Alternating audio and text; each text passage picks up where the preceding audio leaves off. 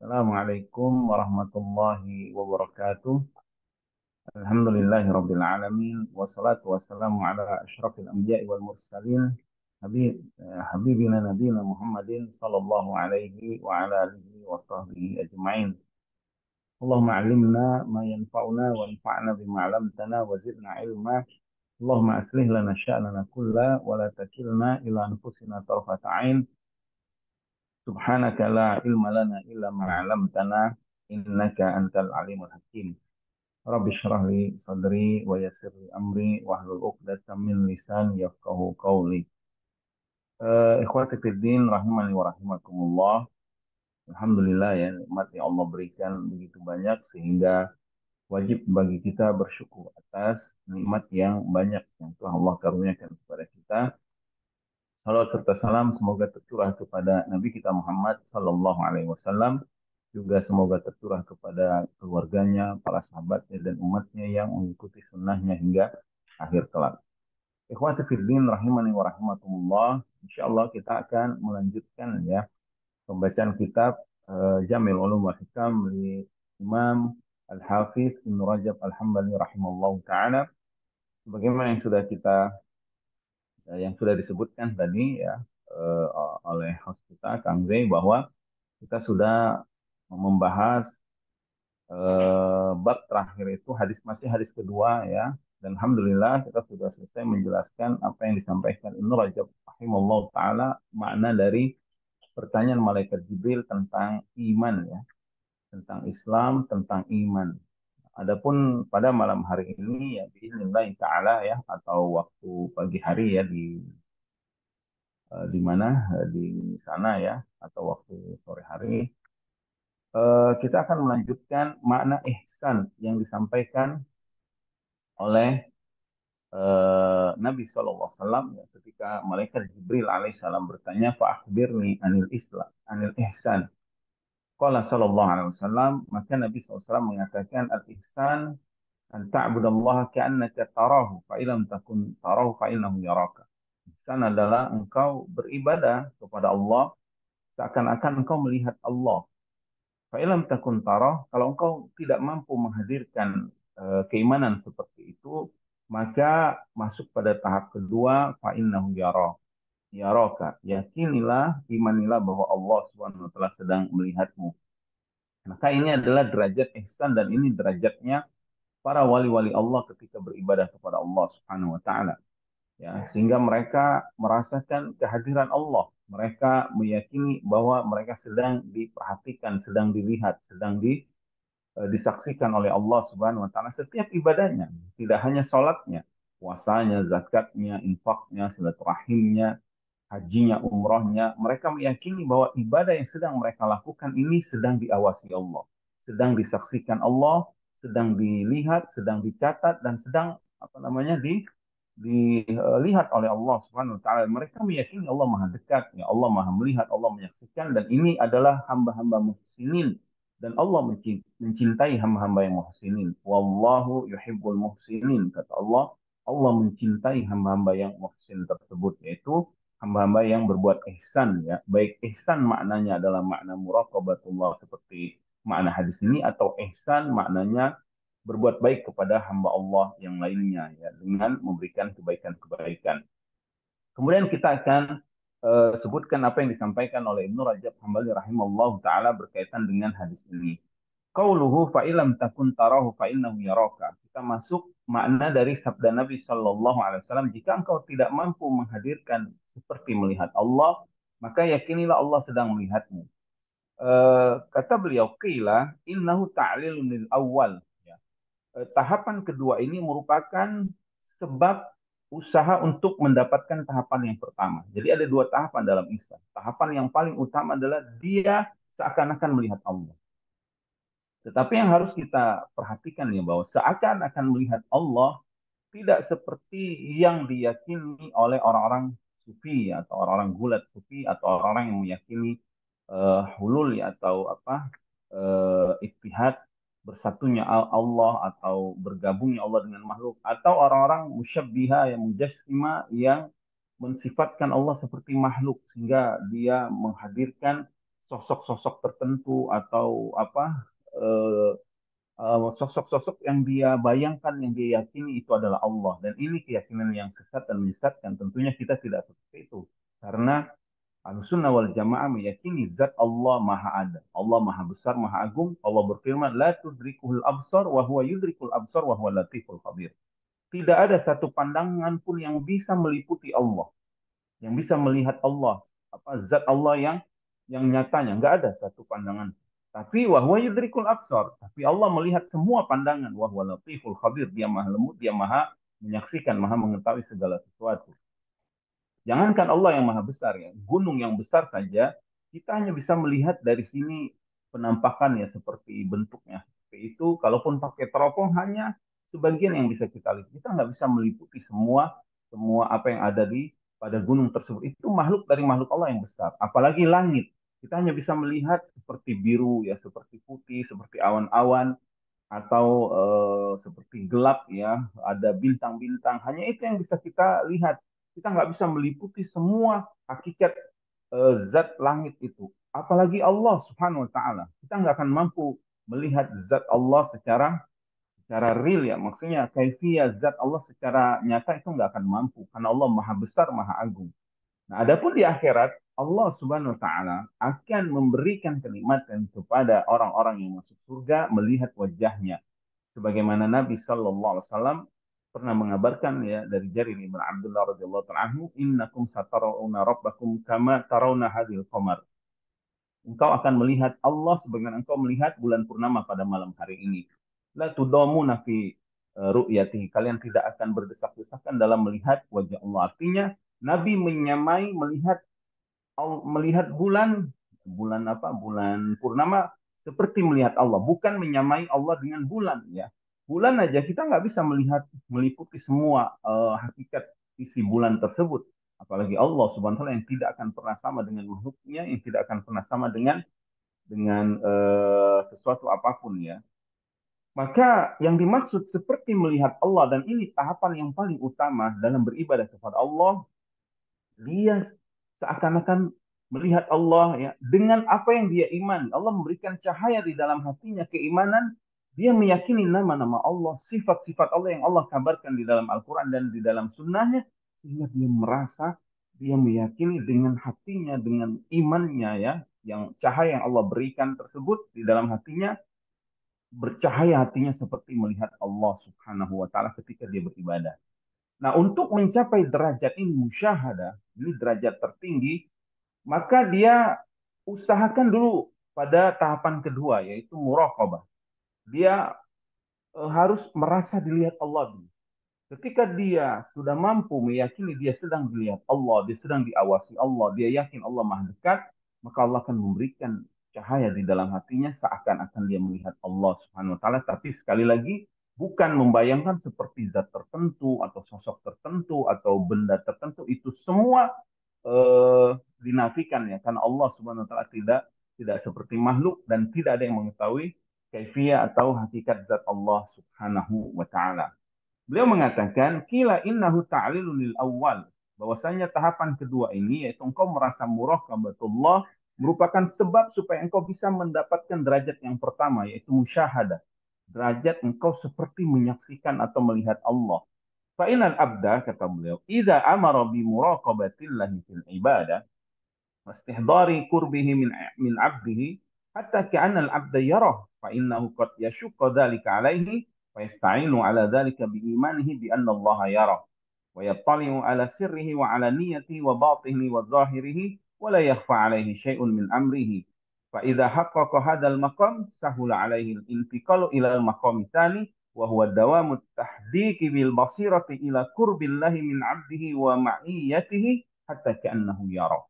Kata beliau ya, seorang hamba apabila diperintahkan bahwa dia seakan-akan seakan-akan ya bahwa dia diawasi oleh Allah dalam ibadahnya dan menghadirkan hatinya bahwa Allah dekat dengannya, ya, sehingga dia meyakini ya seorang hamba bahwa Allah sedang melihatnya. Mungkin pada tahapan ini ya mungkin pada tahapan yang musyahadah tadi dia merasa berat, Makanya disuruh tahapan yang kedua tuh, yang kedua dulu ya, fa yasta'inu ala dzalika bi imanihi bi anna Allah yara, maka dengan muraqabah ini akan membantu dia pada derajat musyahadah dalam beribadah tadi.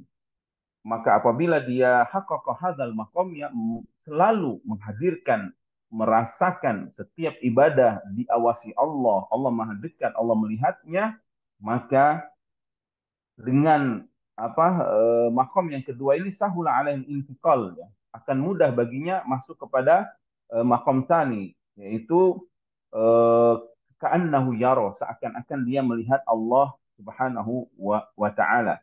Wakila, dan maknanya juga dalam hadis ini kata beliau, bal huwa isyaratun ila anna man syaqqa alaihi an ya'budallah ka'annahu yara fal ya'budillaha ala anna Allah yarahu wa yattali alaihi.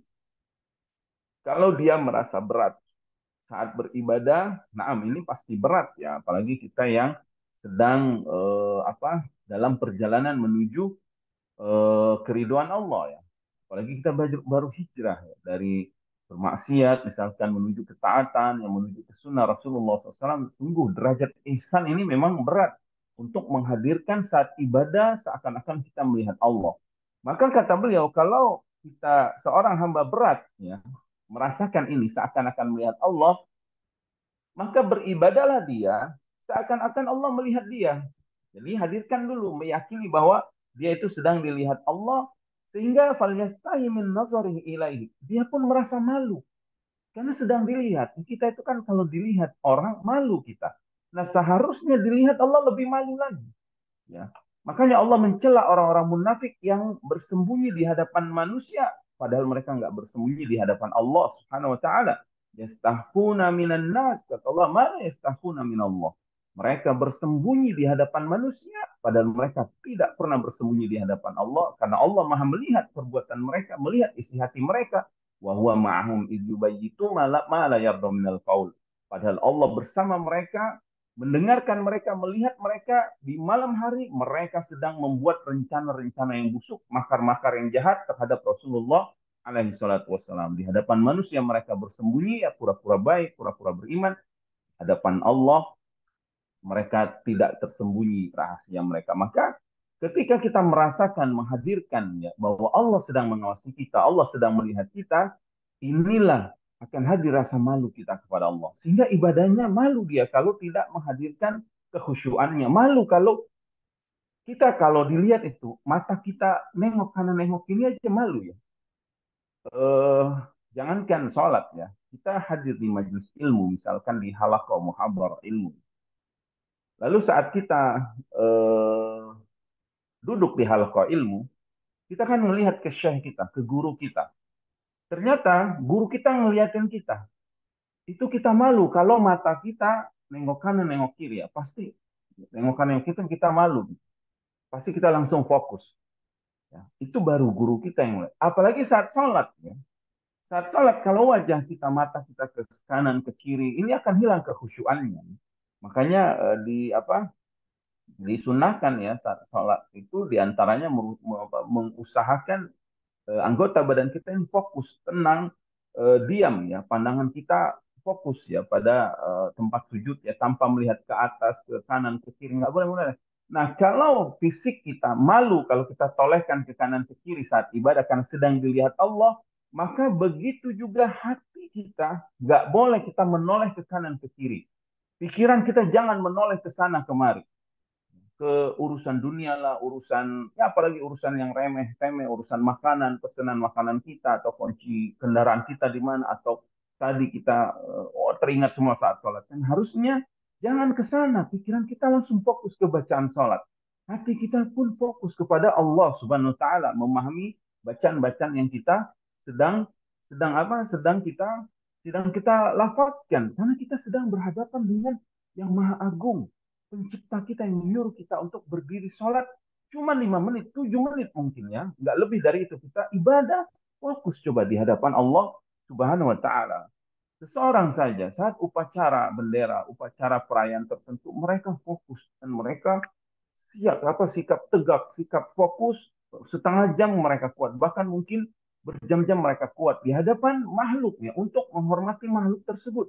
Bagaimana ini menghadapi Rabb-nya Subhanahu wa taala? Masa dia tidak lebih hebat lagi fokusnya, lebih malu lagi di hadapannya, dan lebih menghadirkan lagi bahwa Allah sedang melihat dia, sedang mengawasi dia, agar dia masuk pada derajat yang paling tinggi tadi, musyahadah, seakan-akan dia melihat Allah Subhanahu wa taala. Kemudian beliau membawakan perkataan para salaf, wa qala ba'duhum, berkata sebagian para ahli ilmu, khafillah ala qadri qudratihi alaika wastahi minallahi ala qadri qurbihi minka. Takutlah kamu kepada Allah sesuai dengan keyakinanmu bahwa Allah berkuasa atasmu. Allah mampu melakukan apa saja terhadapmu. Takutlah kamu. Kita itu ya, kalau ada orang yang memiliki kemampuan untuk mengalahkan kita, ada orang yang memiliki senjata lebih kuat, fisik yang lebih hebat, harta yang lebih banyak misalkan, pengikutnya yang lebih banyak, lalu mengancam kita, pasti kita takut. Jangankan orang seperti itu, dia bos kita aja, pasti ada ketakutan kita kalau menyelisihi tugasnya dia ya, menyelisihi pendapatnya itu kita takut karena khawatir nanti kedudukan kita disingkirkan olehnya atau kita ditendang dari posisi tersebut atau sama orang yang kuat tadi kita khawatir disakiti olehnya. Kalau sama makhluk saja yang kita yakini mereka punya kedudukan, punya kemampuan untuk mengalahkan kita takut, seharusnya kita lebih takut kepada Allah yang setiap detik, setiap waktu mampu mengalahkan kita, mampu mencabut ini sel-sel darah yang ada di otak kita. Dicabut saja saraf-saraf yang di otak ini bisa oleng manusia, bisa gila dia. Satu saraf aja kalau nggak nyambung ya, satu saraf di otak kita ini kan saraf neuron itu banyak di otak kita yang bersambung-sambung, sistem yang sangat kompleks ya, yang sangat sempurna yang Allah ciptakan. Kalau itu rusak, rusak itu manusia. Coba kita lihat orang-orang yang tidak waras ya, nasallallahu salam wal afiyah, bagaimana satu saraf yang rusak, rusak semua badannya. Dan Allah mampu, Allah memegang ubun-ubun kita. Allah mampu menarik ubun-ubun kita di setiap waktu. Allah mampu menjadikan kita terbenam di muka bumi. Allah juga mampu menjadikan kita saat di pesawat, jatuh pesawatnya, saat di atas laut, tenggelam kita dengan gelombang lautan, saat di muka bumi, tenggelam kita karena gempa bumi, mampu bagi Allah. Bahkan Allah mampu menjadikan kita berperang satu sama lain, yang kuat mengalahkan yang lemah, yang kejam membasmi yang lemah. Ya Allah SWT berfirman, "Qul huwal qadiru ala ayyab'atsa 'alaika 'adzaban min fawqikum aw min tahti arjulikum aw yalbisakum syi'an ya wa yudhiqa ba'sa ba'dakum ba'd."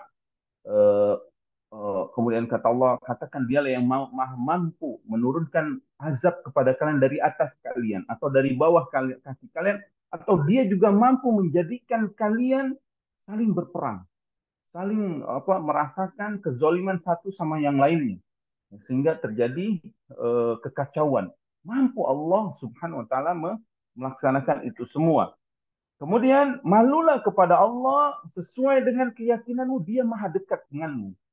Kalau kita malu ya, dengan guru kita kalau dekat ya, dengan orang tua kita kalau dekat, dengan sahabat kita, kita kan malu melakukan perbuatan yang keji ya, perbuatan yang yang nggak layak, itu malu ya.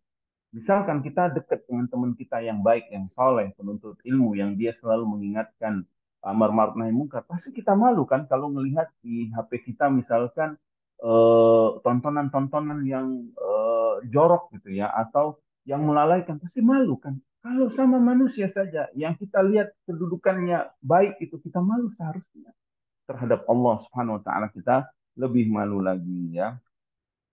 Berkata sebagian orang-orang yang bijaksana dari kalangan salaf, ya, ahli hikmah dari kalangan salaf, ya, tentu bukan orang-orang sufi ya, mereka ahli sunnah wal jamaah. Mereka mengatakan, man amila lillahi alal musyahadah fahuwa arif. Barang siapa yang beramal karena Allah dan dia seakan-akan melihat Allah yang musyahadah, dialah orang yang arif, dialah orang yang mengenal Allah Subhanahu wa taala. Wa man amila ala musyahadatillahi iyyahu fahuwa mukhlis. Barang siapa yang beramal dia merasa Allah melihat dia, inilah orang yang ikhlas. Ya.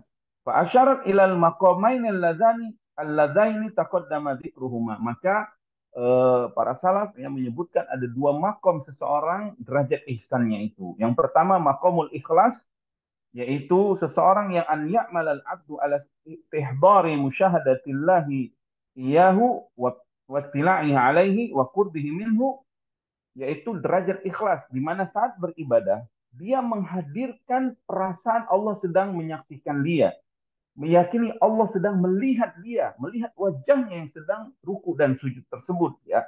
Dan Allah Maha dekat dengannya. Fa idza istahdara al-'abdu hadza fi 'ilmihi wa 'amila 'alaihi fa huwa mukhlisun lillah. Maka ketika seseorang ibadah seperti ini, dia mendapatkan derajat ikhlas dalam ibadahnya. Naam.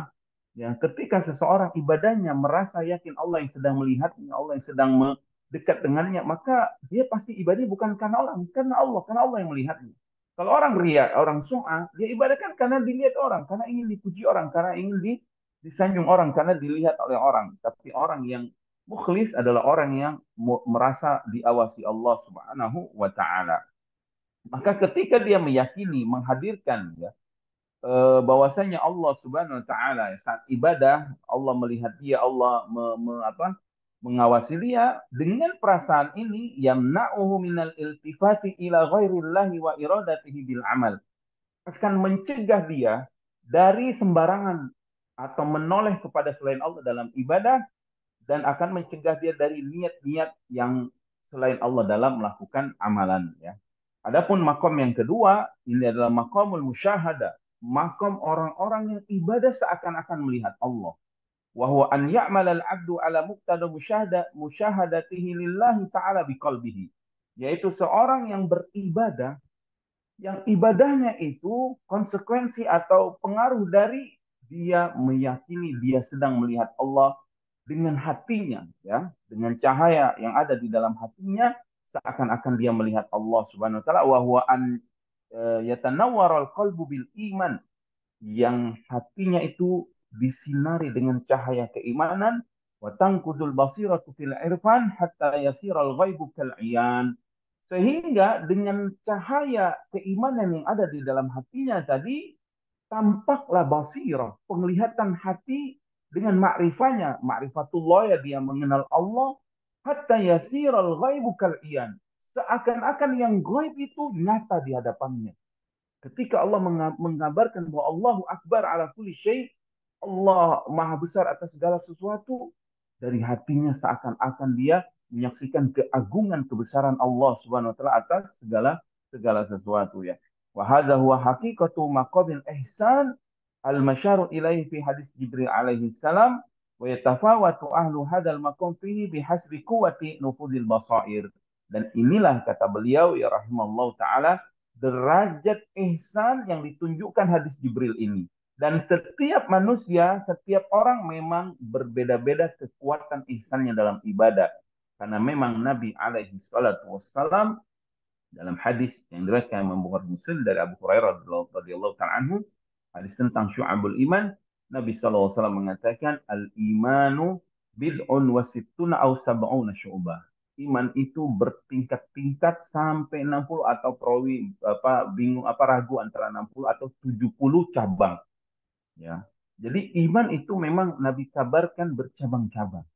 Maka derajat ihsan pun bagian dari iman. Ini pasti bercabang-cabang. Setiap hamba berbeda-beda derajat ihsannya dalam peribadahan sesuai dengan sebab-sebab yang dia tempuh dan sesuai dengan taufik dan hidayah yang Allah berikan kepadanya. Tentunya sebagaimana iman naik dan turun, maka ibadah seorang hamba juga tergantung kadar naiknya iman dan turunnya iman. Ketika seseorang melalaikan majlisnya ya, dia biasa nongkrong dengan orang-orang yang lalai, biasa melaksanakan dosa-dosa dan maksiat, tentu imannya akan turun, maka derajat ihsannya pasti akan lemah.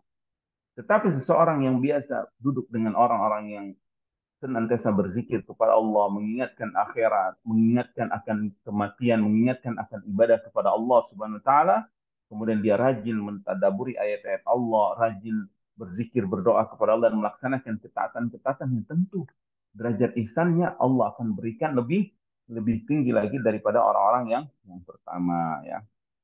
Kemudian beliau menyebutkan ya makna ihsan yang beliau sebutkan ya seakan-akan melihat Allah yang ini lahir dari pancaran cahaya iman yang di dalam hatinya atas ma'rifatullah sehingga seakan-akan perkara yang gaib itu nyata baginya. Ini sesuai dengan makna di dalam Al-Quran surat Ar-Rum ayat 27 Allah berfirman, walahul mathalul a'la fis samawati wal ard. Bagi Allah masalul a'la di langit dan di bumi. Sebagian mufassir, ya, sebagian para ulama memaknai masalul a'la yaitu maknanya adalah ini al-ihsan. Walaupun masalul a'la itu maknanya adalah sifat yang maha tinggi bagi Allah Subhanahu wa taala. Cuma sebagian ulama beliau menyebutkan masalul a'la itu adalah derajat ihsan. Begitu juga surat An-Nur ayat ke-35 Allah berfirman, Allahu nurus samawati wal ard, mathalu nurihi kamishkatin fiha misbah. Allah lah cahaya langit dan bumi, perumpamaan cahayanya seperti lubang yang di dalamnya ada pelita yang besar. Cahaya pelita yang besar ini dimaknai itu tadi ihsan, yaitu ketika seorang hatinya terisi dengan ma'rifatullah, maka dia merasa diawasi Allah, merasa meyakini Allah maha dekat, Allah melihat dia, sehingga dari hatinya keluar cahaya keimanan, keluar cahaya ma'rifatullah, maka sampai derajat ihsan dia dapatkan seakan-akan dia melihat melihat Allah Subhanahu wa taala. Kemudian beliau menyebutkan hadis-hadis yang berkaitan dengan muraqabatullah, meyakini Allah selalu mengawasi kita. Eh, Beliau mengatakan ya waqad sabaqa hadis telah disebutkan ya pada halaman-halaman sebelumnya hadis yaitu yang berbunyi afdalul iman an ta'lama anna Allah ma'aka haitsu kunta. Sebaik-baik iman adalah seseorang meyakini atau mengetahui bahwa Allah senantiasa bersamamu di mana saja kamu berada. Dan ini subhanallah ya, sangat sangat besar pengaruhnya ketika seseorang meyakini Allah selalu bersamanya di mana saja dia berada. Ma'iyah di sini bukan ma'iyah bahwa zat Allah di mana-mana, enggak. Allah Ar-Rahman 'alal arsy istawa wahwal qahiru fawqa ibadi. Amin tu man fis sama, Allah di atas semua makhluknya. Wahwal aliyul azim, dia maha tinggi, maha agung. Dia di atas semua makhluknya, dia bersemayam di atas arsnya sesuai dengan keagungan dan kesempurnaannya. Tetapi maksudnya ma'iyah di sini ma'iyah ilmunya selalu mengawasi kita, selalu melihat kita, selalu mengawasi di mana saja kita berada. Sehingga kalau seseorang merasa dia selalu diawasi Allah, dia akan bertakwa. Sebagaimana pesan Nabi Sallallahu Alaihi Wasallam ya kepada eh, apa, sahabat ya, Nabi SAW berpesan ittaqillaha haitsuma kunta wa atbi sayyi'atal hasanata tamhuha wa khaliqin nasa bi khuluqin hasan. Nabi SAW memerintahkan ittaqillah haitsuma kunta. Bertakwalah kamu kepada Allah di mana saja kamu berada. Dan hadis matazkiyatul mar'i nafsu, apa itu kesucian jiwa seseorang?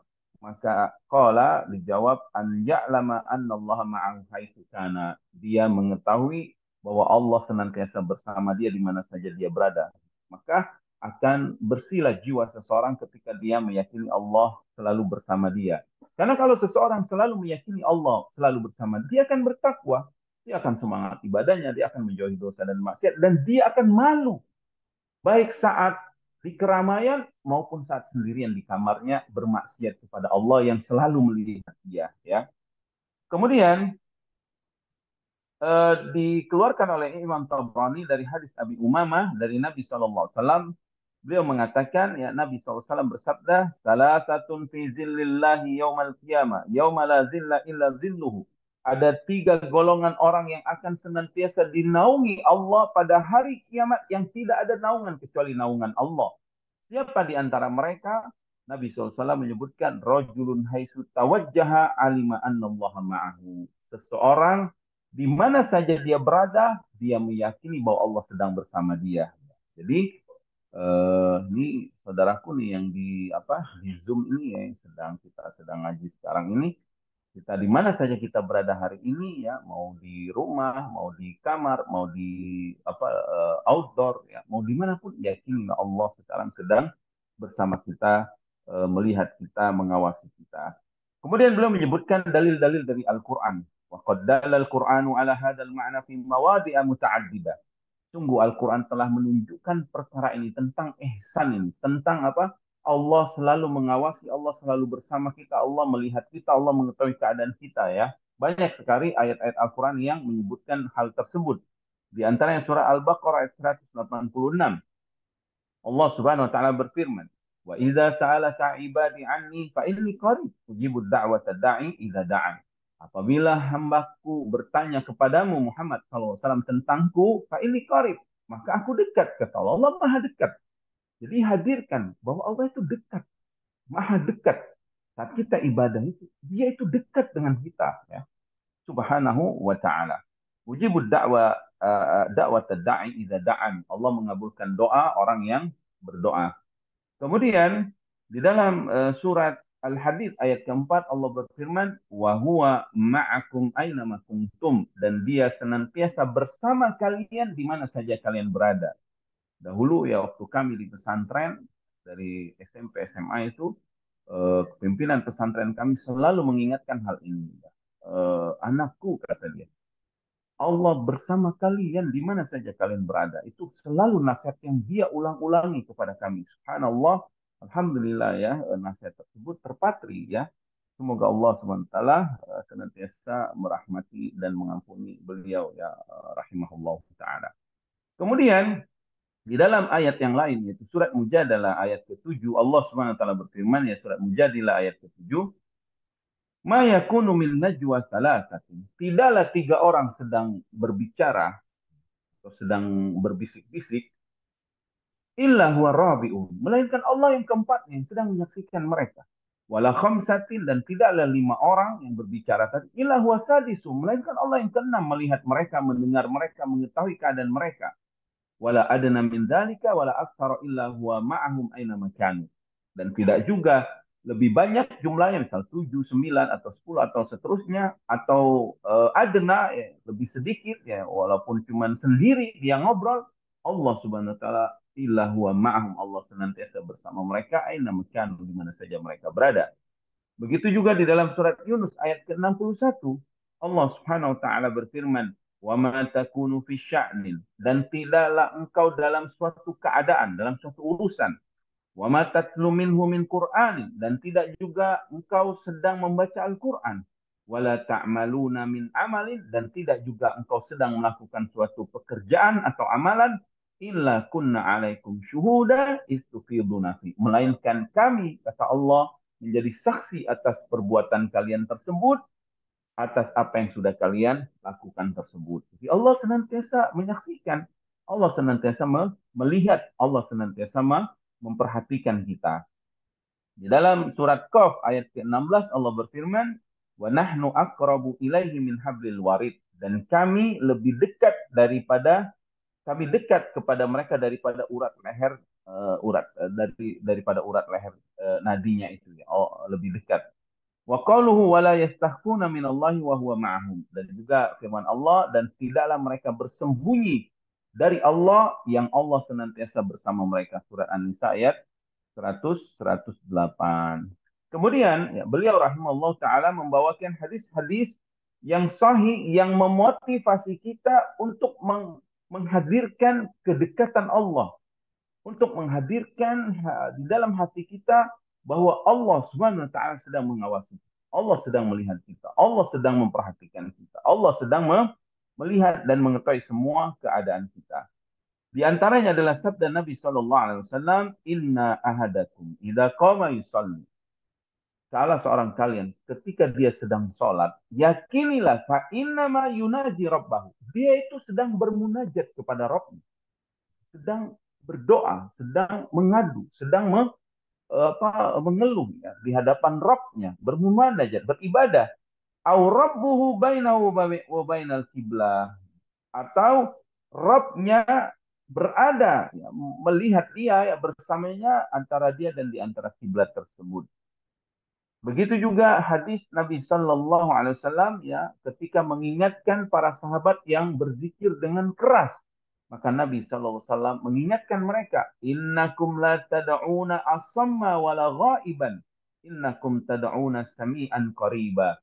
Kalian tidak sedang menyeru yang tuli dan yang jauh atau yang gaib. Kalian sedang menyeru yang maha dekat dan maha mendengar. Artinya nggak usah keras-keras teriak-teriak zikir kalian, ya, tasbih kalian, takbir kalian. Karena yang sedang kalian sebut-sebut namanya, dia maha dekat dan dia maha mendengar. Begitu juga eh, hadis qudsi ya yang diriwayatkan Imam Tayalisi, Imam Ahmad dan yang lain yang dikeluarkan oleh Ibnu Rajab Hambali rahimahullah dalam kitab beliau ini, beliau mengatakan eh, sabda Rasulullah SAW, yaqulullahu azza wa jalla, Allah Subhanahu wa taala berfirman, ana ma'azonni abdi bi, aku sesuai prasangka hambaku. Wa ana ma'ahu haitsu dzakaroni, dan aku akan bersama hambaku jika dia selalu mengingatku. Fa in dzakaroni fi nafsihi dzakartuhu fi nafsi. Jika hambaku mengingatku di dalam jiwanya, di dalam dirinya, Allah akan aku akan mengingat dia di dalam jiwaku. Wa in dzakaroni fi mala'in dzakartuhu fi mala'i khairin minhu. Jika dia mengingatku di keramaian, aku akan lebih mengingat dia lagi yang lebih baik daripada apa yang dia ingat tersebut. Wa in taqarraba minni shibran taqarrabtu minhu zira'an. Jika dia mendekat kepadaku sejengkal, ya, aku akan mendekat kepadanya sehasta. Wa in taqarraba minni zira'an taqarrabtu minhu ba'an. Jika dia mendekat kepadaku sehasta, aku akan mendekat kepadanya sedepa. Wa in atani yamshi ataituhu harwala. Jika dia datang kepadaku dengan berjalan, aku akan mendatanginya dengan berlari. Ya, subhanallah.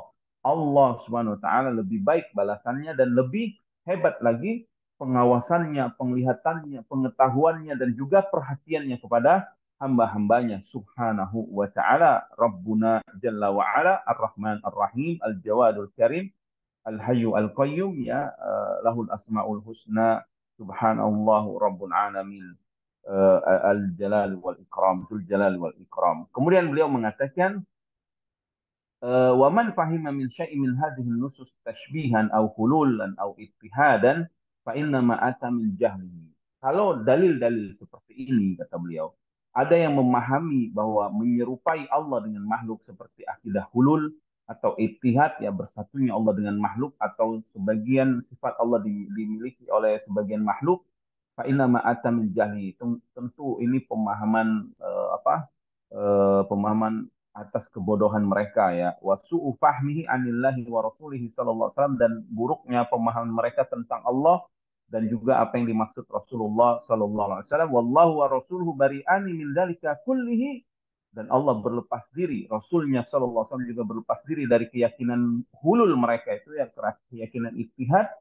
Allah berlepas diri dari itu semua. Fasubhana man laisa kamitslihi syai'un wa huwas samiul basir. Maka maha suci Allah yang tidak menyerupai dengan sesuatu apapun, dan dialah yang maha mendengar lagi maha maha melihat, ya.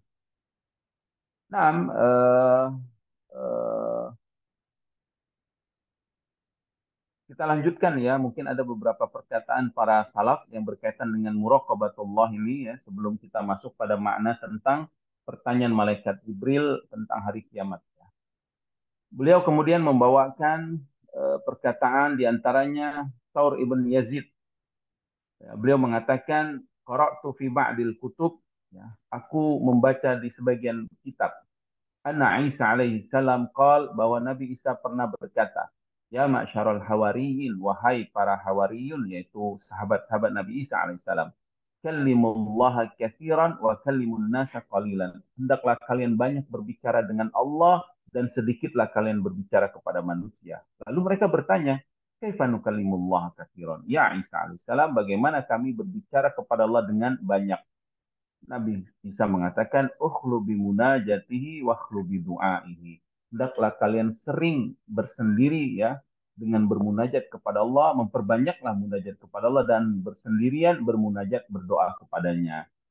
Berkata Abu Usama pernah berkata, dakhaltu ala Muhammad ibn Nadr al-Harithi. Aku pernah mendatangi Muhammad ibn Nadr al-Harith. Fara'aitu ka'annahu munqabid. Maka ketika aku datangi dia, seakan-akan dia nggak senang, nggak suka didatangi. Jadi ketika didatangi dia nggak suka. Fakultu, lalu aku tanya sama dia, karena ketakrahan tu'ta. Aku lihat engkau seakan-akan nggak suka kalau didatengin orang. Apa jawab Muhammad ibn Nadr al-Harith? Dia berkata, ajal. Benar apa yang kau katakan itu. Fakultu, awama tastawkish. Lalu akhirnya aku pun menimpali. Apakah engkau nggak merasa kesepian? Sendirian, nggak didatengin orang. Maka dia pun mengatakan, kaifa astauhishu wa huwa yaqul ana jalisun man dzakaron. Bagaimana aku merasa kesepian padahal Allah menjanjikan aku akan bersama orang-orang yang mengingatku. Ya, artinya dia lebih suka menyendiri bermunajat kepada Allah, berzikir kepada Allah, berdoa kepada Allah, membaca kalamnya Al-Quran ya.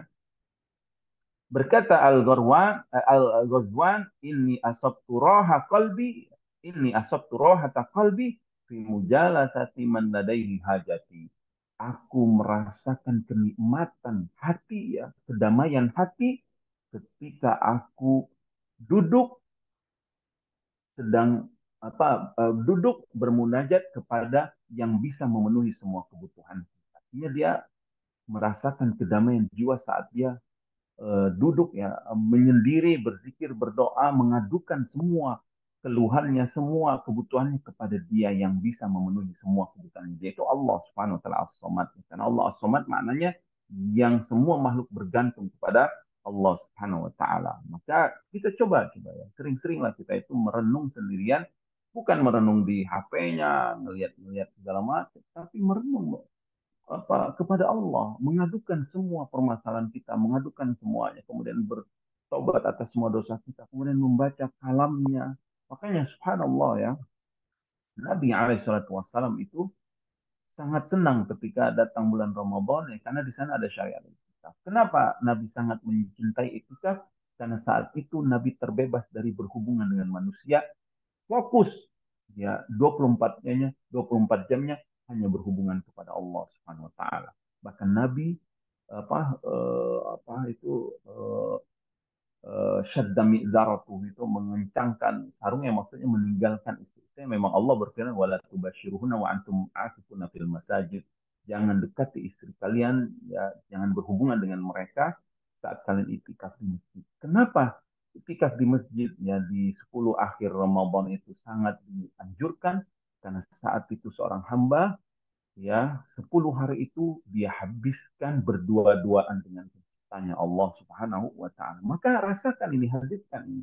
Kita kan 300 hari lebih ya selalu berhubungan dengan manusia, dengan keluarga kita, anak kita, bapak istri kita, orang tua kita, teman-teman kerjaan kita atau manusia-manusia yang lainnya.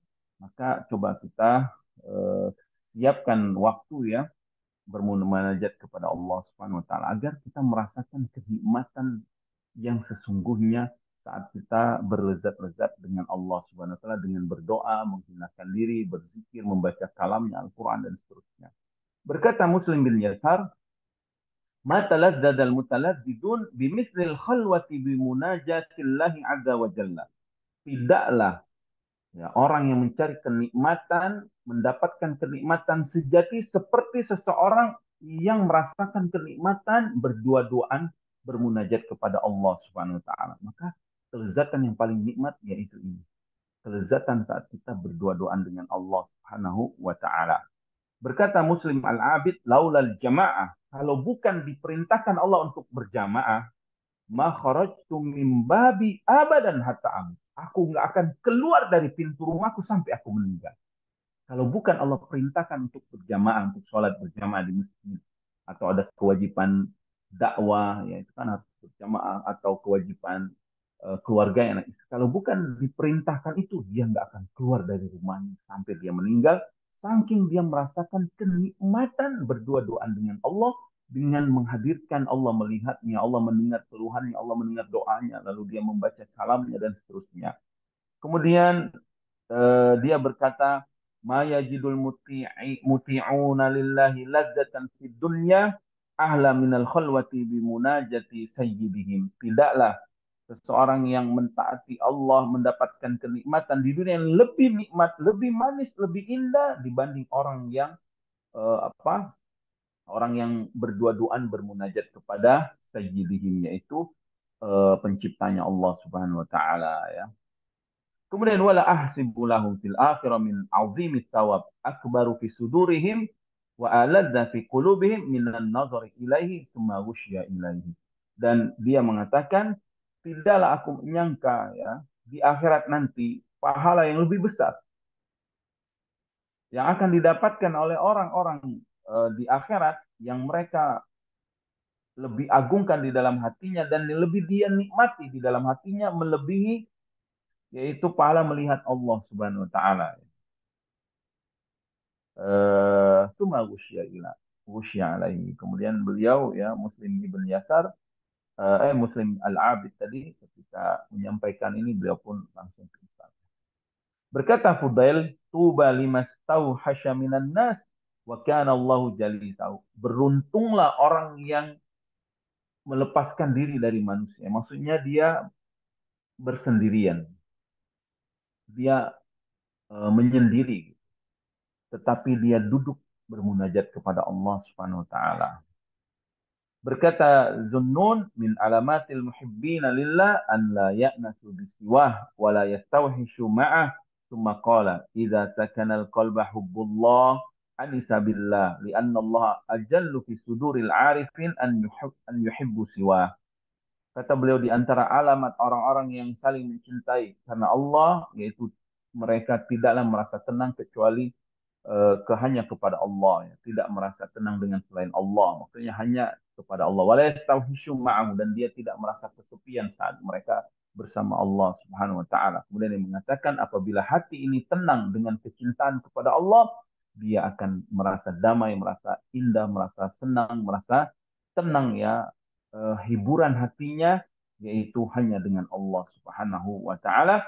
Li'anna Allah ajallu fi suduril arifin, karena Allah yang paling diagungkan di hati-hati orang yang mengenal Allah Subhanahu wa taala.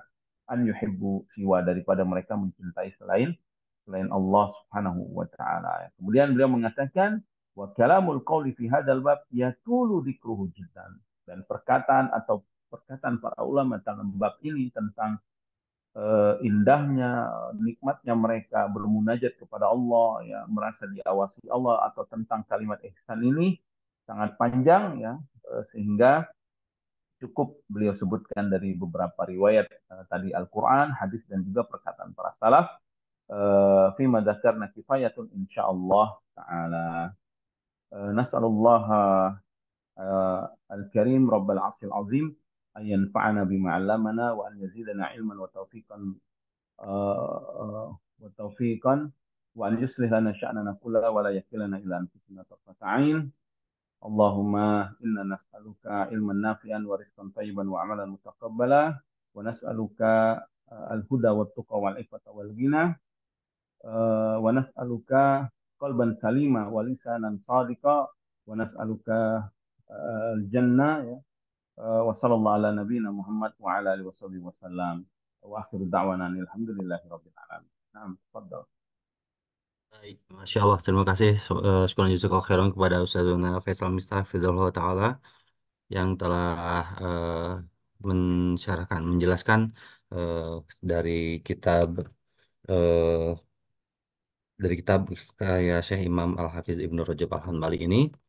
Dan Masya Allah, sebelum dibuka pertanyaan, sudah ada yang ingin bertanya dari Bandung, yakni Ukti Yuniarti. Kami persilakan Ukti Yuniarti.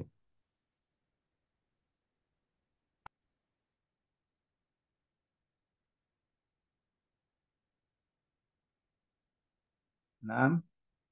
Silahkan Ukti Yuniarti.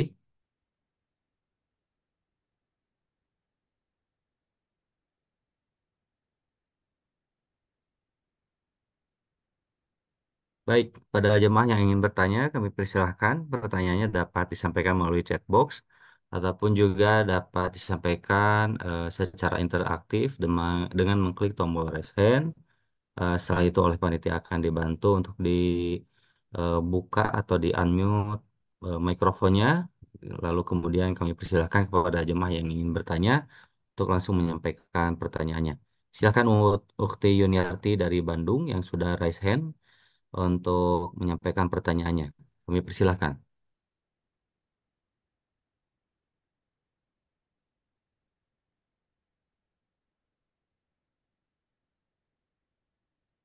Ya, ini ada Baik, pertanyaan eh, Kang Zai.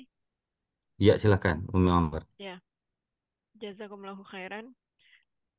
Jazakumullahu khairan Ustadz atas materinya hari ini dan cukup banyak. Ini yang ada yang ingin ditanyakan mengenai ketika kita beribadah Ustadz kepada Allah Subhanahu wa taala, salah satunya misalnya bermajelis ilmu atau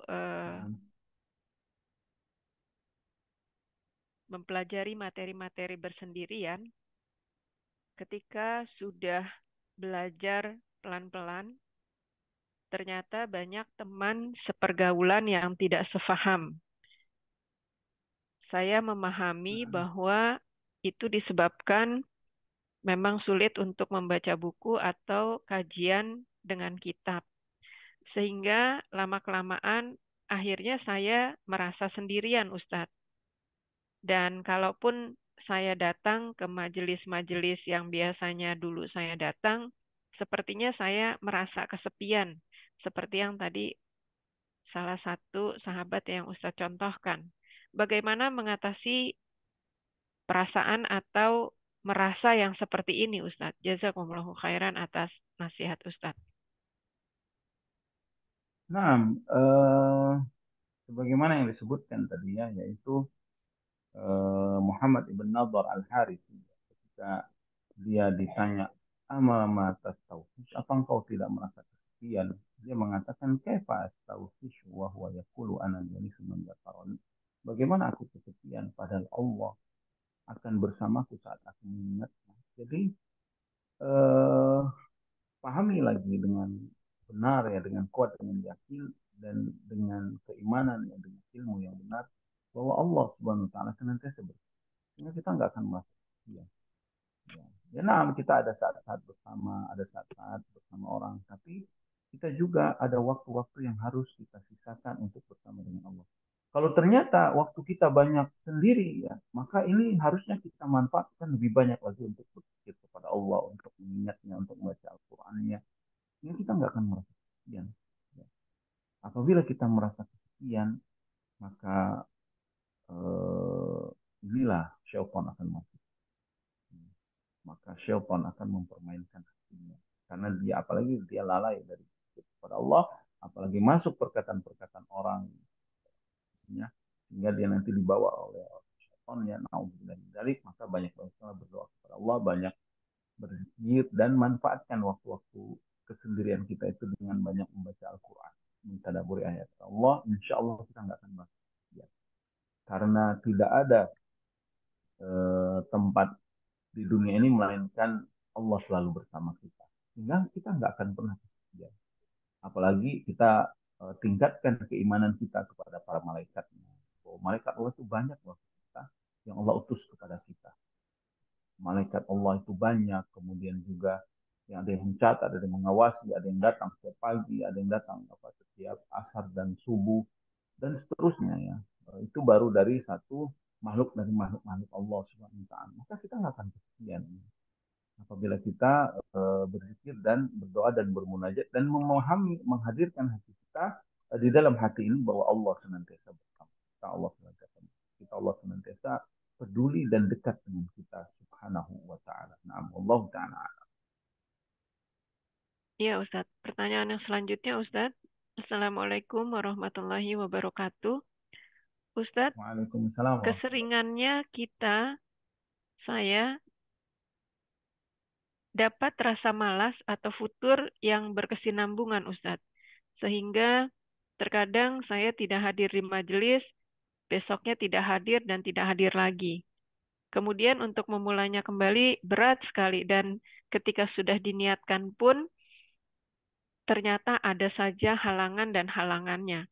Apakah ini berarti bahwa saya ditutup kemungkinannya untuk jadi lebih baik? karena sebenarnya saya ingin jadi baik, tapi karena banyak alasan dari diri sendiri, sehingga jadi benar-benar tidak baik. Mohon nasihatnya Ustadz. Jazakumullahu khairan. Nah, yang pertama, jangan pernah kita bersuudzon kepada apa yang telah Allah tetapkan untuk kita. Jangan pernah kita, wah kayaknya Allah inginnya saya jahat. Karena ini bagian dari suudzon. Dan ini termasuk perkara yang besar ya. Ketika kita suudzon kepada Allah Subhanahu wa Ta'ala. Maka baikkan lagi zon kita kepada Allah dengan husnuzon. Saat kita futur, jangan pernah kita malas untuk beristighfar dan jangan pernah berhenti untuk berzikir, berdoa semampu kita. Atau memaksakan diri dengar Al-Quran, dengar kajian. Paksakan diri untuk menghadiri majelis ilmu dan lawan itu futur malas itu dengan berdoa kepada Allah, dengan bertawuf dari gangguan syaitan, dan jangan sampai tadi pikiran-pikiran yang wah kayaknya Allah tidak menginginkan kebaikan kepada saya, kayaknya saya memang dikasih kesesatan, karena ini semua adalah bentuk-bentuk suudzon yang ini akibatnya fatal, akibatnya dia akan putus asa dari rahmat Allah. Wa iya billah ya naudzubillah dari. Nah, kita itu imannya naik turun. Manusia itu selalu melakukan kesalahan kata Rasulullah SAW, tapi sebaik-baik mereka yang senantiasa beristighfar, bertobat.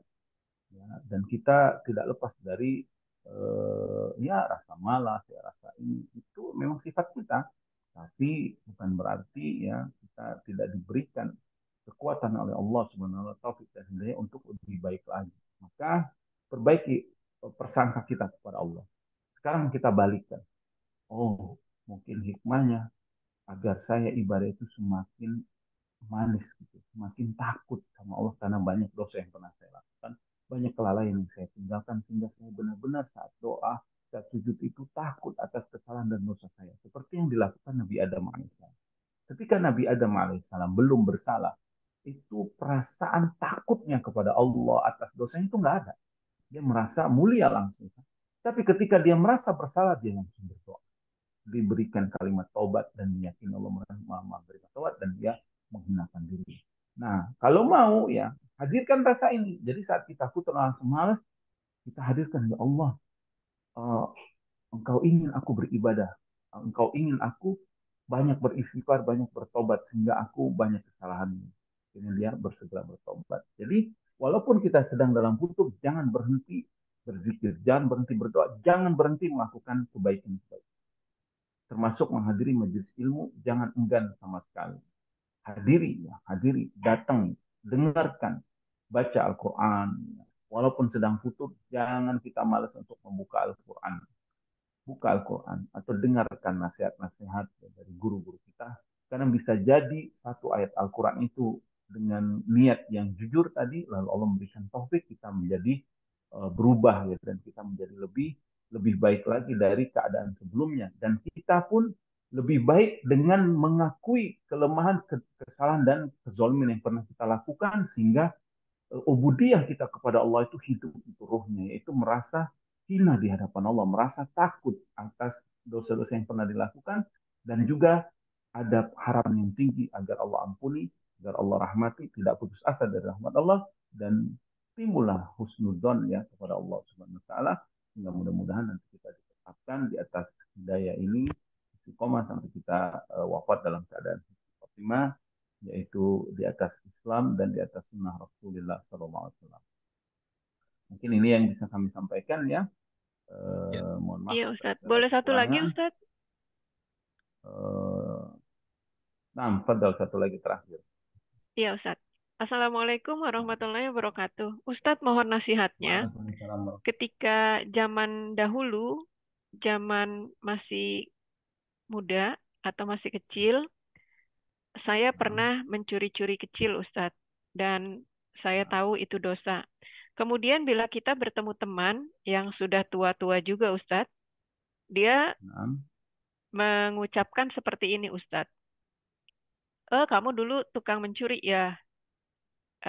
Dan itu diucapkannya di depan beberapa orang. Kemudian saya menyanggahnya dan saya tidak ingin menceritakan itu. menyanggahnya di sini sebenarnya bukan saya tidak mengakui, tetapi apakah boleh kita menutup aib-aib di masa lalu dengan mengatakan saya bukan pencuri, atau kalau kita dikatakan zaman dahulu atau suka dikatakan kamu pemalas. Sebenarnya bukan pemalas, terus kita bilang bahwa saya bukan pemalas. Nah, itu sebenarnya bukan tidak mengakui pemalas atau pernah mencuri dulunya, tapi hanya untuk menutupi aib. Apakah akhlak yang seperti ini diperbolehkan, Ustadz? Supaya tidak Nah, terjadi juga nah, perdebatan. Jazakumullahu khairan. nah, jazakumullah khair. Ya, kita harus menutup semua aib kita di hadapan manusia. Cukup kita sebutkan aib kita di hadapan Allah supaya kita makin merasa takut ya, merasa hina di hadapan manusia harus kita tutup aib kita. Kalau ada orang menyebut-nyebutkan lagi aib kita, ya kita sanggah atau kita jangan jangan apa jangan diajak jangan diajak lagi bicara gitu. Kita diam aja. Nah, nanti kalau sendirian dia sendirian ya kita kasih tahu tolong jangan diulang-ulang lagi kesalahan masa lalu. Alhamdulillah ya. Naam kita pernah bersalah. Alhamdulillah Allah sudah berikan saya taufik untuk tidak melakukan kesalahan. Jadi kita beritahukan orang yang mengingat-ingat dosa kita dulu ya. Kalau di keramaian mungkin kita khawatir terjadi perdebatan, maka saat sendirian kita tahu dia nasihati. Gitu. Tapi kalau ini orang keras kepala, tinggalin aja udah. Jangan kita lawan gitu. Nanti akhirnya jadi panjang gitu ya ini. Jadi hukum asalnya memang aib yang pernah kita lakukan itu harus kita tutup. Harus kita rahasiakan, cukup hanya Allah yang mengetahui. Ya, wallahu taala alam. Mungkin yang bisa kita sampaikan ya. Semoga Allah memberikan eh, Ya, taufik dan hidayah kepada kita semua. Wassalamualaikum warahmatullahi wabarakatuh. Wa akhiru da'wana. Amin. Subhanakallahumma bihamdika asyhadu an la ilaha illa anta astaghfiruka wa atubu ilaik. Jazakumullah khair. Nah, kami kembalikan ke Kang Z ya selaku